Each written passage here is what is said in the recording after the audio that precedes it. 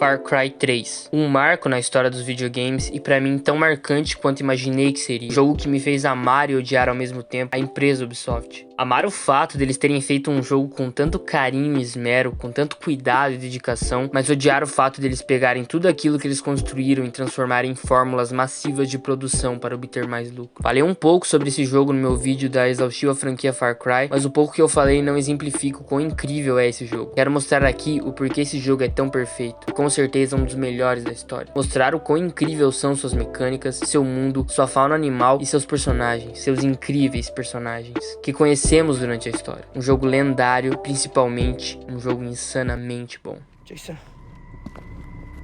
I swear to God, man, it's truly beautiful that you were willing to die for the one you love.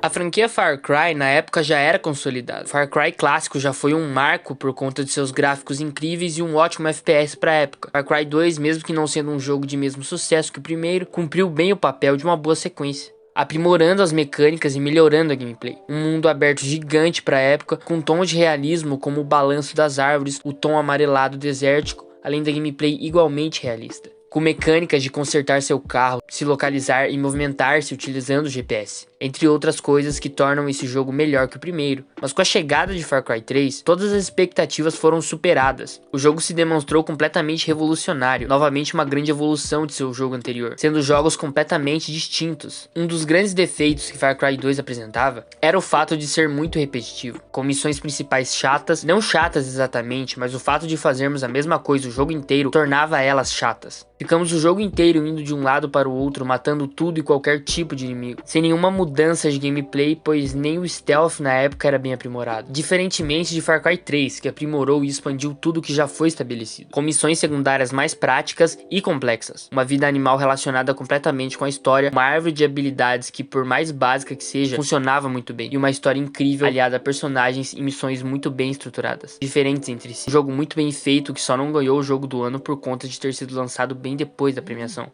Sem dúvidas, o destaque daquele ano de 2012 consolidou a franquia Far Cry como uma das maiores e elevou o patamar da Ubi como empresa, que na época vivia momentos de ouro. Tudo que tocava virava obra-prima, tanto que suas franquias são lembradas e reverenciadas até hoje como sinônimos de qualidade, mas ao mesmo tempo lembranças de um tempo bom, onde os jogos pareciam ser feitos com mais cuidado e atenção.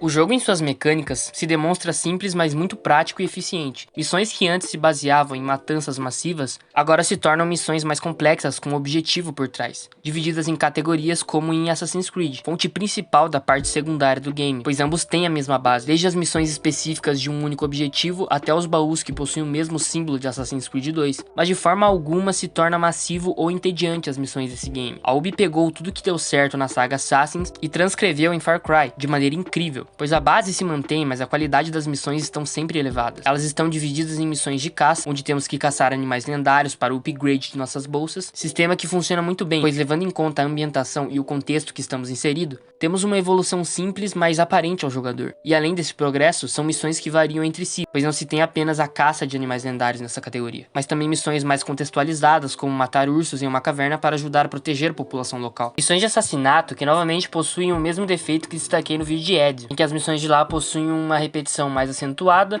e uma quantidade muito elevada de missões, faz com que isso se torne muito massivo durante algum tempo. Mas aqui as missões são mais resumidas em assassinar alvos determinados com facas ou nocautes por trás, normalmente uma base com alguns capangas para atrapalhar o seu objetivo, mas dessa vez não são massivas, pelo fato de estarem espalhadas pelo mapa em menor quantidade. Isso faz com que elas não se tornem chatas de serem completadas. A Ubi nessa época parecia estar aprendendo com seus erros, aprimorando e melhorando suas obras. Missões de entrega, que são basicamente na prática as missões de corridas que existiam em Assassins, mas aqui obviamente corridas com veículos, onde temos que levar medicamentos até um certo ponto do mapa em um determinado tempo estipulado. todas são baseadas nisso, mas o fato delas serem curtas e rápidas torna satisfatório realizar essas missões. Por fim, as missões principais. O destaque desse jogo, sem sombra de dúvidas. Missões muito bem montadas, sendo o principal fator para isso a história do jogo. Missões divertidas que se passam em diversos ambientes diferentes, cada uma dessas missões com suas próprias características marcantes, como a missão do navio Medusa e a missão que temos que queimar a plantação de maconha. O jogo cria sua própria identidade ao longo das missões que vamos fazendo, além de sua gameplay emergente que nos é apresentada. Por diversas vezes, por exemplo, tive influências externas quando estava tentando desbloquear um posto avançado, com tigres ou os próprios membros da tribo se encontrando por acaso no mesmo local, mudando o rumo dos inimigos. E claro, um stealth muito bem feito e desenvolvido para a época, sendo até hoje prazeroso jogar esse jogo de maneira furtiva, pois funciona muito bem. Temos também, na mesma linha de raciocínio de reciclagem de mecânicas do Assassin's Creed, as torres de rádio para desbloquear o mapa, que possuem a mesma função das torres de sincronização em Assassins, o que não é ruim, pois essa prática libera o mapa por completo, tornando mais fácil se localizar e saber exatamente quais locais estão disponíveis para chegar. Em GTA V, por exemplo, o mapa só é desbloqueado à medida que você explora ele. Mas como saber se localizar no mapa sendo que ele nem aparece? Não é um erro, GTA V é incrível, mas minha preferência é um mapa completo e explorável. Os postos avançados mostram o quão divertido esse jogo pode ser, deixando completamente a critério do jogador saber de que forma irá liberar os postos avançados. Por último, e não menos importante, a progressão desse game. Como dito, ela não é complexa, pelo contrário, é bem simples, se utilizando de uma árvore de habilidades para conceder aprimoramentos ao jogador, onde temos que obter XP por meio de postos avançados, liberar as torres, matar piratas do Vaz, entre outras possibilidades. Basicamente, tudo relacionado às nossas ações tem sentido.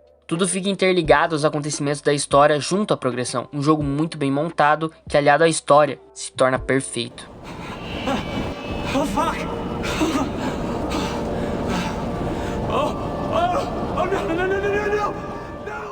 E falando na história, que história, meus amigos, que história. Repleta de personagens incríveis que sustentam e elevam a qualidade do game. Jason, por exemplo, como dito no meu último vídeo, é simplesmente um dos melhores protagonistas da história. Um baita personagem que se transforma radicalmente durante a campanha, se transformando em um assassino e mudando completamente seus princípios. De forma lenta e gradual, você percebe essa mudança durante a campanha. Claro, além dele, todos os outros personagens complementam e aprimoram a história. Os amigos de Jason, principalmente a Lisa, demonstram um lado mais humano dele. Quando ele se encontra com a Daisy, é claramente perceptível sua emoção e determinação para matar o assassino de seu irmão, mas principalmente salvar seus amigos a qualquer preço, mesmo que esse preço seja sua sanidade mental. Jason, por estar tão cego pelo seu objetivo, não percebe no monstro que estava se tornando. Com a ajuda de Dennis e Citra, outros personagens tão marcantes quanto, Jason se torna um verdadeiro guerreiro para eles, mas um verdadeiro assassino para os seus amigos. Uma história simplesmente incrível. Jason sente o peso de cada morte em suas mãos, mas não conseguindo parar de matar, se tornando um vício, um homem que se torna uma máquina de matar e, claro, no meio disso tudo, Vaz Montenegro. Hey, Jason, it's me. O melhor antagonista da história. Jason só não é o destaque aqui porque Vaz existe. Vaz é tão lunático e sanguinário quanto Jason, sendo praticamente o espelho de Jason ao final do game. Ou melhor, sendo Jason uma réplica de Vaz. Um cara que mata e tortura por diversão. Ele trata a morte como algo engraçado, brinca com suas vítimas e destrói qualquer um que esteja no seu caminho. E tudo isso, mesmo ele não sendo o vilão principal. Com poucas aparições, ele transmite uma presença de cena jamais vista. Lembro de odiar amar esse personagem a todo momento. Ele nos prejudica o jogo inteiro de forma fodástica, sempre mantendo seu carisma e insanidade fora do normal. Com poucas ações, ele se torna o vilão mais marcante da história dos videogames. Um vilão inesquecível. Did I ever tell you the definition of insanity?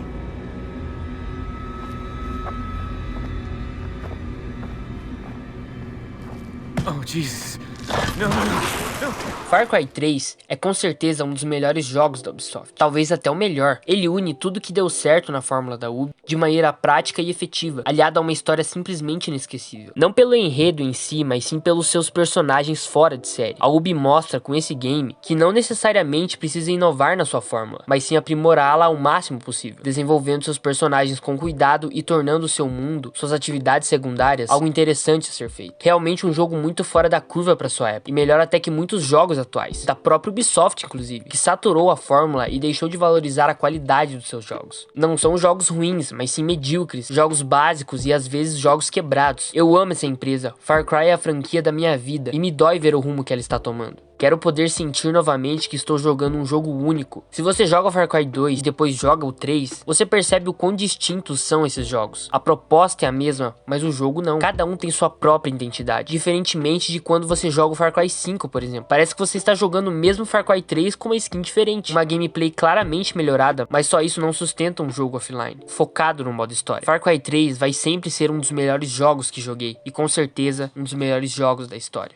Did I ever tell you the definition of insanity?